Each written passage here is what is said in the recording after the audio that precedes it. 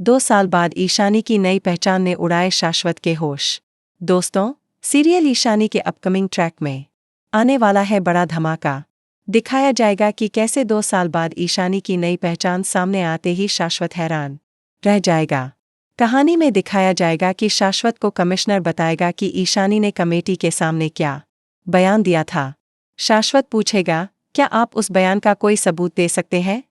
जिस पर कमिश्नर कहेगा, जब भी कोई इन्वेस्टिगेशन होती है, बयान को रिकॉर्ड किया जाता है। मुझे यकीन है कि इसका रिकॉर्ड भी जरूर हुआ होगा। इसके बाद कमिश्नर रिकॉर्डिंग मंगवाएगा।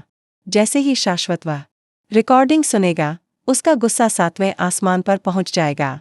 वह शराब पीकर घर लौटेगा और गुस्से में जोर जोर से चिल्लाएगा, ईशानी, ईशानी, ईशानी सामने आएगी और शाश्वत उससे पूछेगा, तुमने कमेटी के सामने क्या स्टेटमेंट दिया था? ईशानी जवाब देगी, मैंने वही कहा जो मुझे कहना चाहिए था। इस पर शाश्वत गुस्से में बोलेगा, बातों को घुमा मत, सीधी तरह से बताओ, क्या कहा था? ईशानी साफ साफ कहेगी, मैंने कहा, अनुराग बनर्जी निर्दोष है।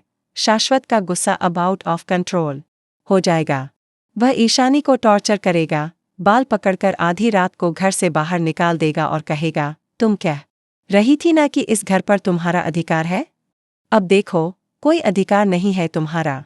जाओ, दर-दर की ठोकरें खाओ, तभी समझ आएगा। यहाँ कहानी लेगी एक बड़ा मोड़, क्योंकि अब आएगा 2 साल का लीप।